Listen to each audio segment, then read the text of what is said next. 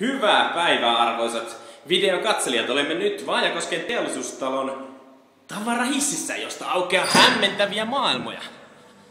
Tästä kun kuljemme näitä kauniin värisiä käytäviä pitkin eteenpäin, huomaamme, että täällä käytävän perällä möklöttää jotain hyvin jännittävää. Lähestymme tätä jännittävää paikkaa vauhdilla. Täällä jännittäviä sanoja. Yellow World, liikennekeräinen travel agency for superheroes. Tervetuloa keltaiseen toimistoon. Monkey Business. Kurkataanpa hieman tänne Monkey Businessin toimistoon. Mitä täältä löytyy? Täältä löytyy hymyileviä ihmisiä. Hyviä LP-levyjä on laitettu seinään, teltta on laitettu tuonne hyllyn päälle. Täällä tapahtuu jotain aivan hämmentävää. Hei, hei, ihmisiä naurattaa, laulattaako meitä?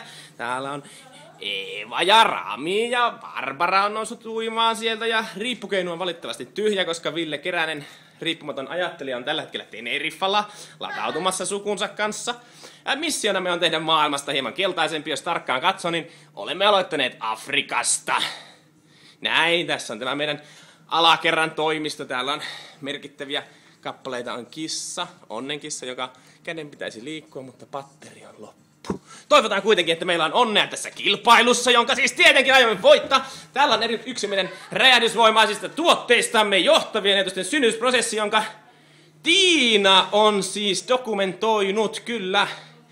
Tämä on erittäin hämmentävää. Tällaiset piirrosteokset auttavat ihmisiä ymmärtämään, mistä tässä on oikeasti kysymys. Koska sitä vastaustahan me haemme kaikkeen, niin elämään kuin muihinkin asioihin. Täällä löytyy meidän sauna. Tämä on meidän Skype-sauna, koska tämä on yleensä ainoa rauhallinen paikka, jossa toimistossamme voi työskennellä. Suihku.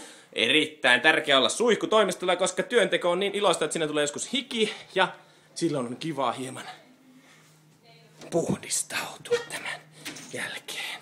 Ja täältä löytyy meidän kattoterassi sekä kohtalaisen kivat näkymät tänne Vaajakosken maisemiin.